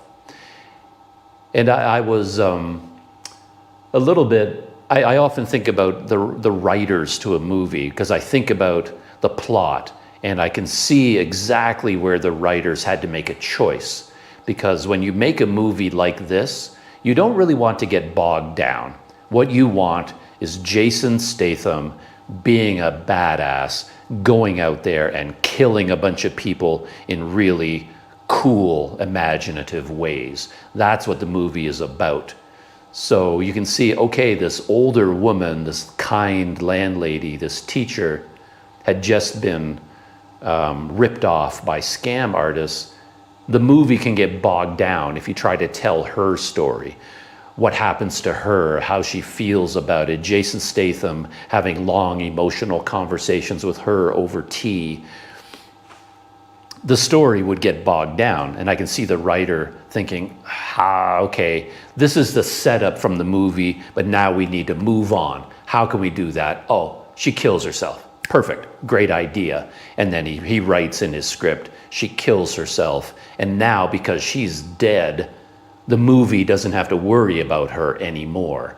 The plot doesn't have to worry about her. We can just focus on Jason.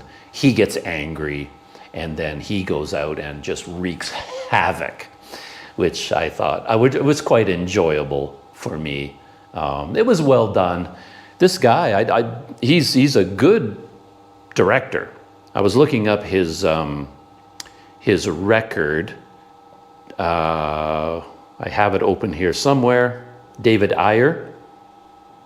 As a writer, he was the writer for U-571, Training Day, amazing movie, The Fast and the Furious, Fury, the tank movie, that's an amazing film. Really sharp writing, the plot line, everything. It's a not to everyone's taste, but Fury, really well done. And he was the director, writer, and producer of Fury.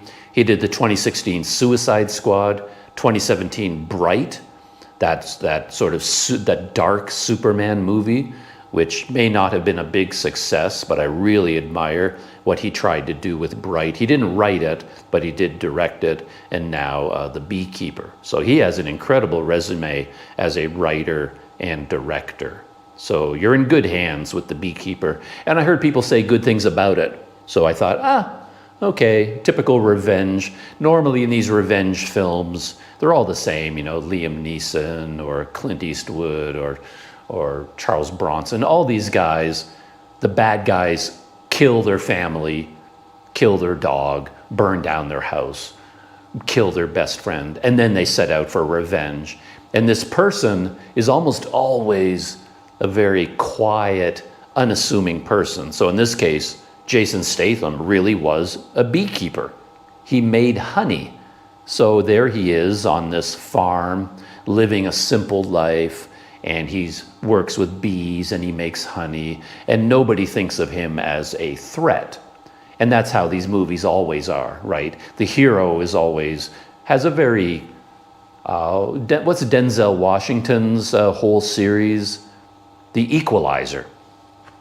I think in the very first Equalizer, he worked in a big department store. He was like a clerk, or he stocked shelves. Nobody would look at him twice. But of course, as soon as they kill his best friend or kill his mother or kill his puppy or burn down his house, then you learn, he used to be the most highly trained assassin in the world. He was a Navy SEAL. He was the most decorated Marine in US history. They always turn out to be a killing machine, and they're an expert in every weapon on the planet Earth, and every bomb, every surveillance, every hand-to-hand combat. They're always super amazing weapons themselves. And Jason Statham, as it turns out, was a member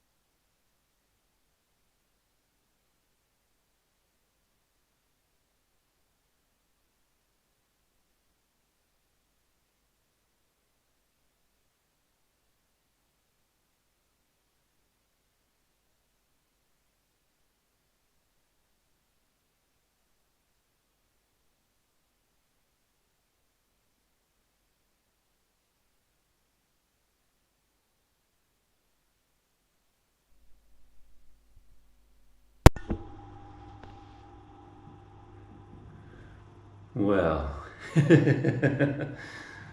always an adventure. And yeah, me being a dummy, I didn't realize that my microphone ran out of power. And so I guess there's been no audio for a long time. Sorry about that, but hey, this is a live stream and that's the way things work. So I thought since KY, he called me so many times, maybe he had something important to tell me. So I just unplugged my microphone and maybe I'm getting audio from the media mod now. I'm gonna turn this around. I don't see anything on the back. Let me listen to myself.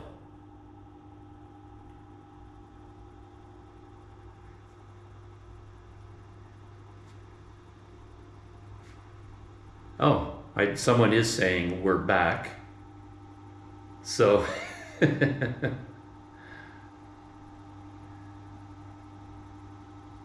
okay. It says that the audio died on the Jason Statham Beekeeper part. Okay. And one person said, we're back. I wasn't getting messages either. Okay, so audio seems to be back. Now this audio is coming from the media mod built-in microphone.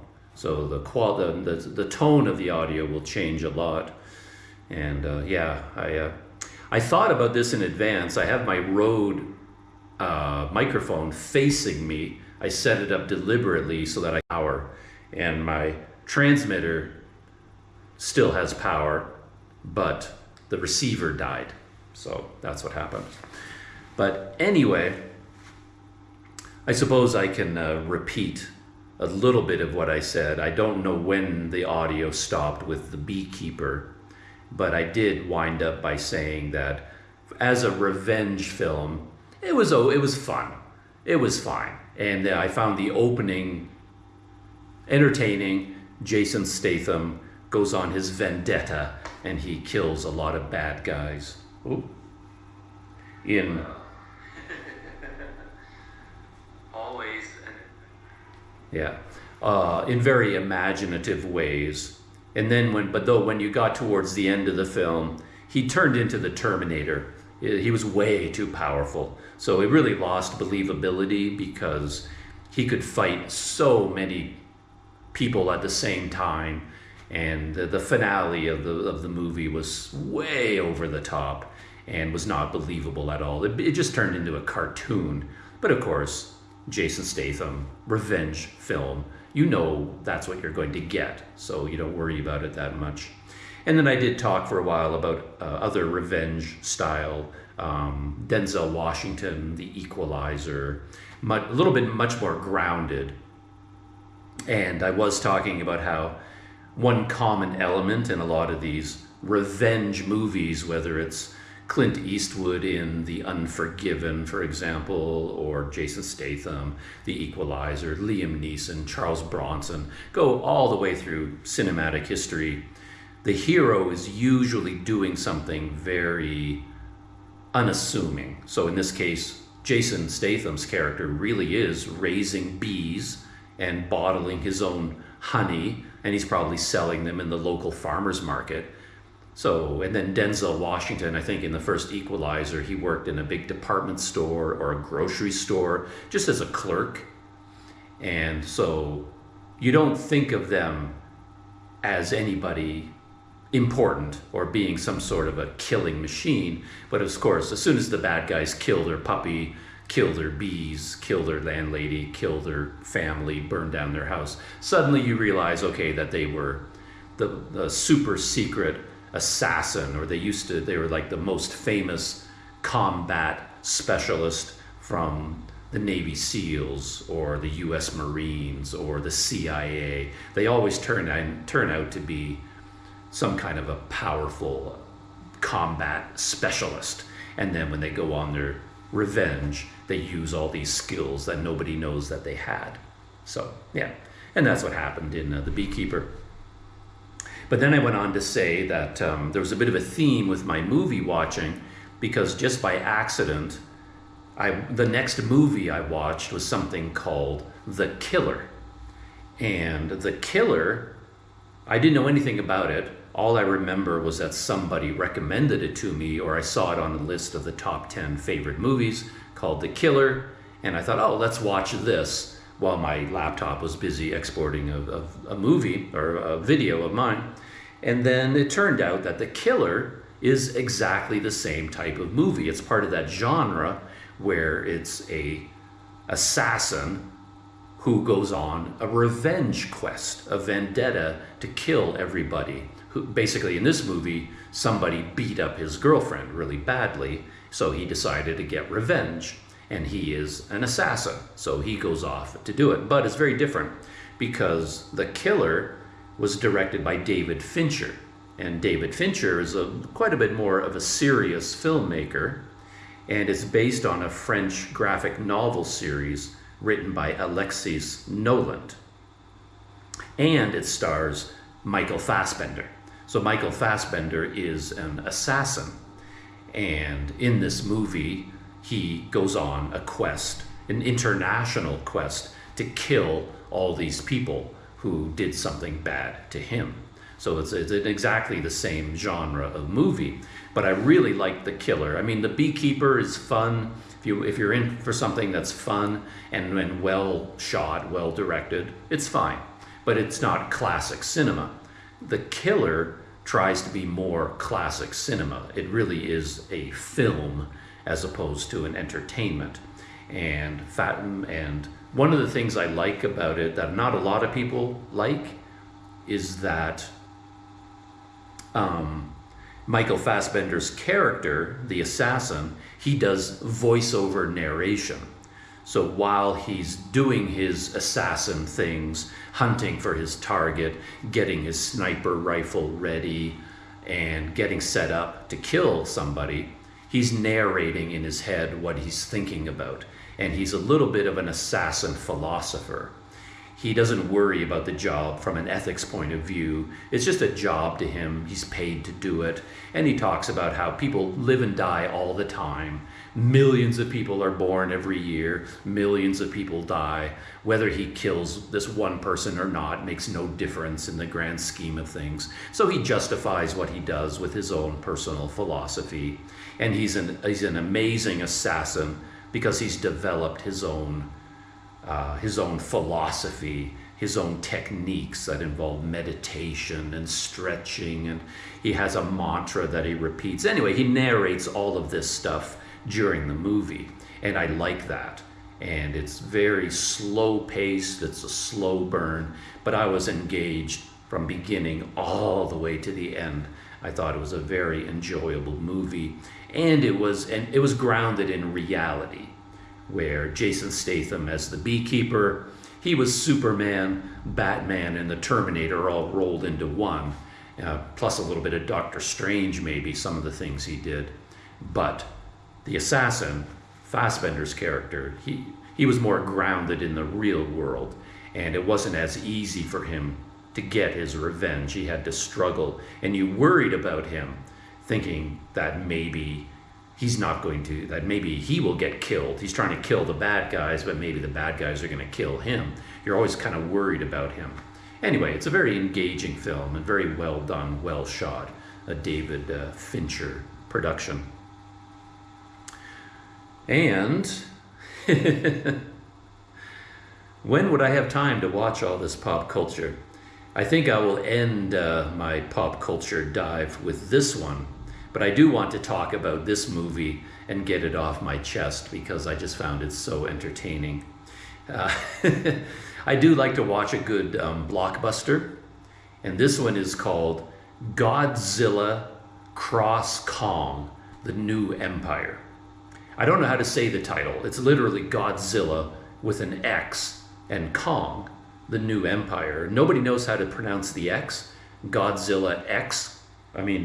Godzilla X Kong, or Godzilla versus Kong, or Godzilla times Kong. But anyway, a lot of people say cross. Anyway, it's Godzilla cross Kong, the New Empire. And it is basically what you expect. It's set in the new monster verse of kaiju. You've got Godzilla, you've got King Kong, and in all the previous movies, they developed the idea of the hollow earth.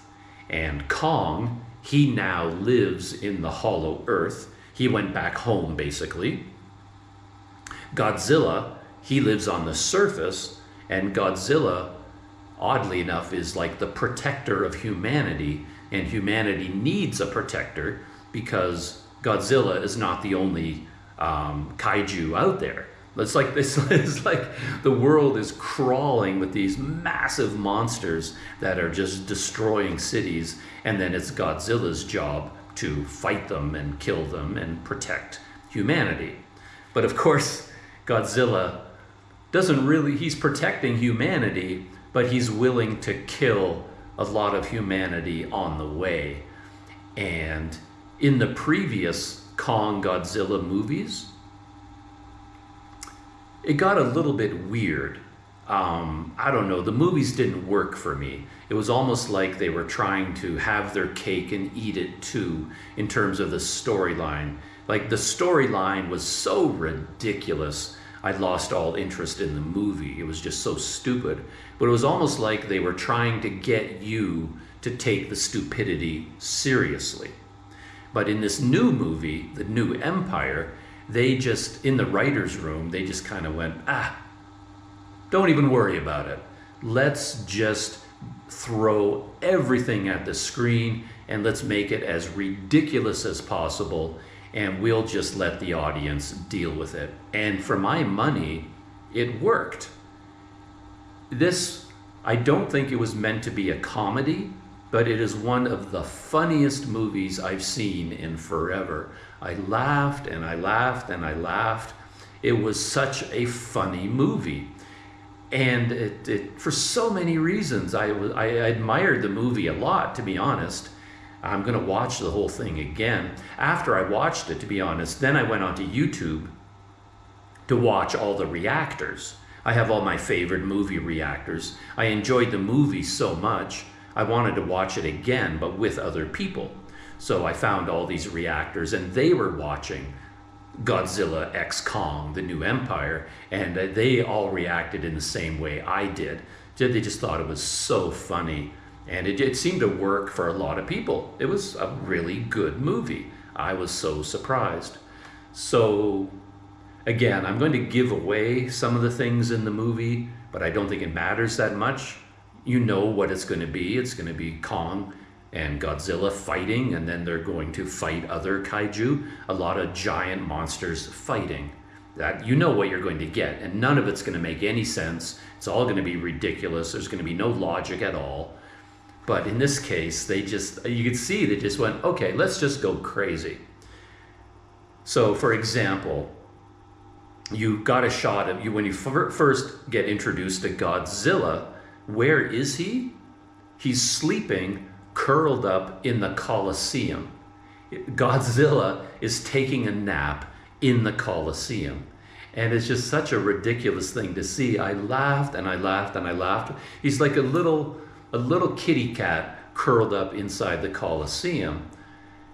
And then, of course, when there's a threat and Godzilla has to go fight another kaiju, he just walks through the city.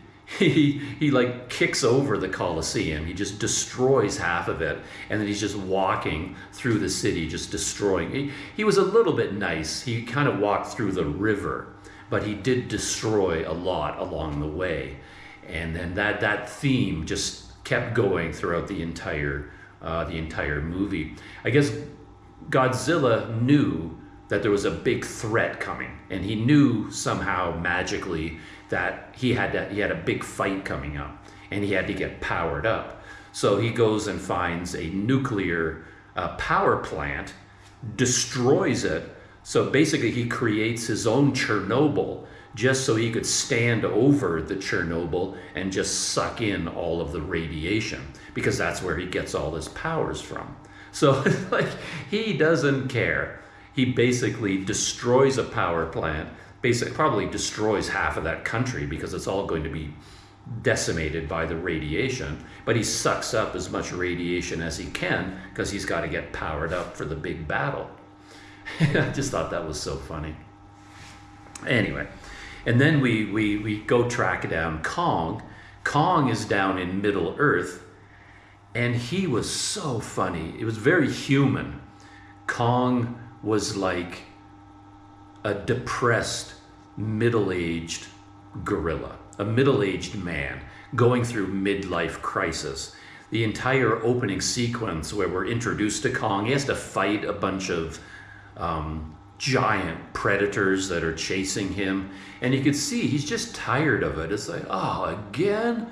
These monsters want to kill me, and then I have to kill them, and he's over it. And there's so many funny things where he fights these giant creatures that are trying to kill him, and somehow Kong is a lot smarter all of a sudden. He's now Rambo, and he's created all these booby traps everywhere, and he lures the other monsters into the booby traps, and then he takes one of them, raises it over his head, and rips it in half. And this thing has green blood, and all this green blood and guts pours down over Kong. And then he roars at the other monsters, and the monsters see that he ripped one of them in half, so they're like, oh no, and they turn around and run away because Kong scared them so much. And now Kong is standing there covered in green blood and intestines, and he just gives a big sigh. He's like, oh, look at me, I'm just covered in all this gunk. It's like, what has my life become? And he just seems so sad, and he's so tired. He's got gray in his beard. And then he walks over to a waterfall because he's got to get cleaned up about all this gunk. And then after he takes a shower and he gets cleaned up, he goes back to his home, and he sits down, and he's like sad, and he's moaning. Oh. And he's really lonely, apparently, because all the other big apes are dead. All the Kongs are dead, and he's lonely, and he's sad, and he's trying to eat from this creature. And I guess this other creature comes out of the cave and steals his food, and he's got a tug of war with this other creature that's trying to steal his food. And you know, Kong could easily just bop him on the head or throw him over the cliff. But he kind of pulls a little bit, and then he lets go. He's like, all right, take it. What do I care? Just take my food. He's so sad, and he kind of sits there, and then he's got a big toothache. He has an infected tooth, and every time he tries to eat, he's like, oh, I can't even eat because of my infected tooth. And this whole sequence was one of the funniest things I've ever seen. I really enjoyed it. And then as the movie progressed, as the plot kicked into high gear, so many things happened that made no sense. No sense at all. There's like one sequence where everybody's seen it in the trailer already, where a little, it looks like a huge monster ape is coming towards him, but it turns out it's just a little baby. It's like a baby Kong, and King Kong and baby Kong develop this relationship, and then King Kong is attacked by all these other giant apes, and at one point in the fight, he picks up the baby and he uses the baby gorilla as a club to beat all the other Kongs. And I just lost it when that happened. It's like, oh, come on. Because the baby gorilla was his enemy, so he was justified in doing it, but come on, to actually pick up a baby and use the baby to beat off your enemy, that's pretty dark. But it was so funny to see him do it. That was funny. And yeah, it went on and on like that. And there were ridiculous things all the way to the end where everybody knows Kong has a power glove. He has a mechanical hand, and he uses that to defeat his enemies. And it happens so fast. Like normally for something like that to happen, you have to have an injured hand, you're in the hospital, you're being cared for months and weeks, and then they develop this prosthetic and they have to build it and put it on and test it and get it to work. But the writers for this movie is, the heck with that. We don't have time for any of that. So Kong damages his hand, and then the human characters talk to each other and say, hey, you know what? We have a mechanical hand right here in Hollow Earth. Luckily, we brought it down here and it's ready to go. So they just go to the building where they have this mechanical hand. They fly it over to Kong, put it on, it attaches, boom, he's fixed. It's like Kong is dying because of his injured hand. 2 minutes later, he's back to life and he has this massive mechanical power hand that he can fight with. And it just happens like that because the writers said, reality, logic, who cares? Let's just do it.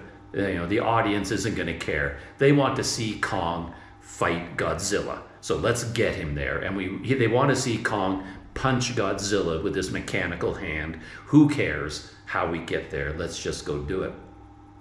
And again, the humor continues. I'm giving away the whole movie here. But if you're still listening, you don't mind. So Kong, he has to get Godzilla to help him fight the real enemy. So Kong comes back to the surface and he signals Godzilla because he wants to talk to Godzilla and say, please, let's fight together. Let's work together to defeat the enemy. But of course, Godzilla is not exactly a thinking creature. He's not as intelligent as Kong. So anyway, here comes Godzilla thundering across Egypt towards the pyramids because that's where Kong is. And he's like charging at Kong, and Kong acts just like a human being. He holds up his hands like, no, like, I want to talk, don't fight me. And then Godzilla, of course, just slams into him like a football tackle. And the whole time, Kong is trying to talk to Godzilla. It's like, no, I'm not here to fight, I'm not here to fight. And Godzilla, of course, is just beating the crap out of him. And eventually, Kong has to fight back. He has no choice. And because he has his power glove, now he's actually able to knock Godzilla almost unconscious. And he just punches Godzilla in the head. Godzilla is half unconscious. And then Kong picks him up by the tail and then just starts dragging Godzilla away to bring him to Hollow Earth. And that sequence is just so funny. I laughed and I laughed and I laughed. Anyway, it just went on and on. It was a surprising good time. Even the human characters were funny. They were over the top. There was a little bit of human drama that got a bit bogged down. But they kept things moving. They kept it going fast. And it was a hoot. Godzilla X Kong. Planet Doug recommended, assuming you know what kind of a movie you're getting yourself into. So, the first Planet Doug live behind the scenes on my screen now, it's telling me a time. It says 2 hours, but I think I've been talking for longer than 2 hours, so I don't think that's accurate. Self-reflection wrote, listening to your live streaming while dishwashing and folding laundry.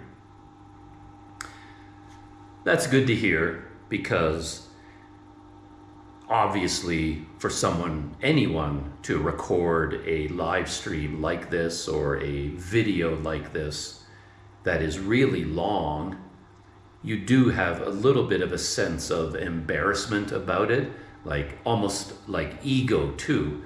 It's like, what, you think what you're saying is so amazing that you need to talk for 2 hours and people are going to listen to you, or you think whatever you're thinking. And I have that experience with podcasts sometimes. I listen to podcasts that are very long. One of my favorite podcasts is 4 hours long and it comes on twice a week. And I listen to the whole thing every week and I love it. And that podcast often gets comments from people saying, yeah, I listen to your podcast while I'm doing housework, while I'm cooking, while I'm driving in my truck, things like that. And it makes you feel better if you're recording something like this, that it doesn't have to be the most amazing thing in the universe. People might be just listening to you while they're folding laundry. And then that kind of takes the pressure off, is what I'm trying to say. That if people are listening to you while they're just going about their day, and it's just background noise to them, it doesn't have to be amazing, then it kind of makes you feel better about what you're doing, and you can relax and say, yeah, okay. Because I do the same thing. Like I said, I listen to 4-hour podcasts while I'm walking around, while I'm cleaning the bathroom, while I'm taking a shower. When I wake up in the morning, the first thing I do, as soon as I open my eyes, I turn on this phone and hit play on the podcast. And it starts playing, and I make a cup of coffee, and I carry this into the bathroom, and I listen while I'm showering. And when people tell the podcaster that, he likes it because it takes the pressure off in a way. You don't have to be Jim Carrey. You don't have to be Bill Burr. You don't have to be as entertaining as those professionals, because people are just listening to it in the background anyway. So I'm good. I'm glad to hear things like that.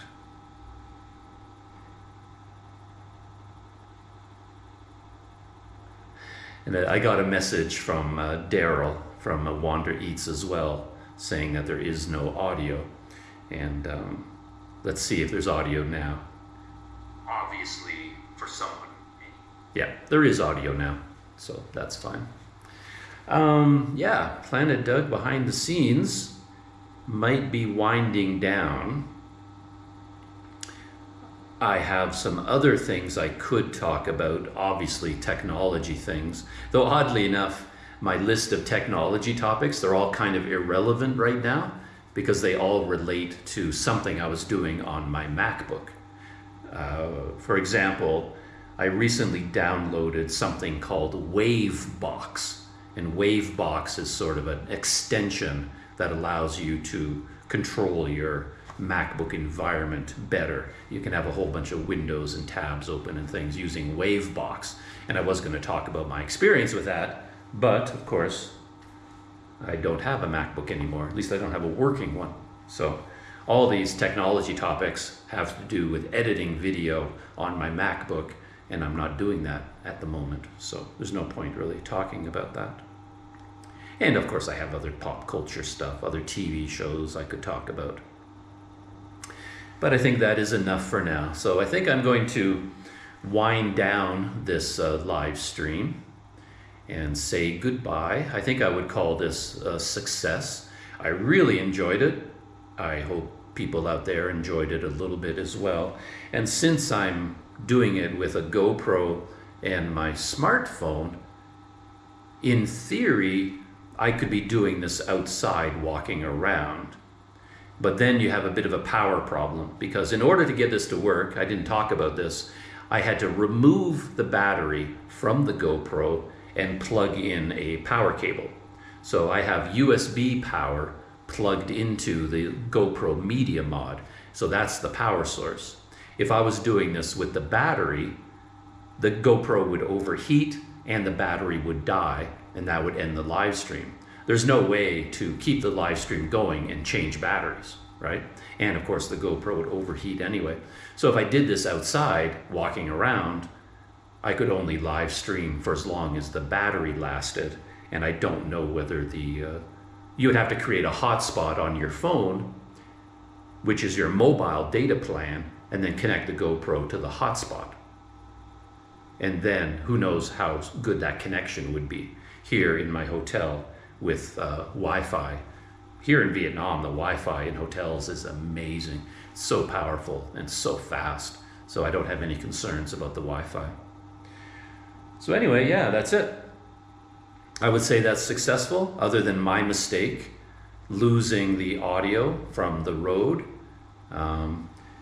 If I was editing this video, I could take the audio from my internal recording on this Rode and then edit it in, but obviously I'm not going to do that.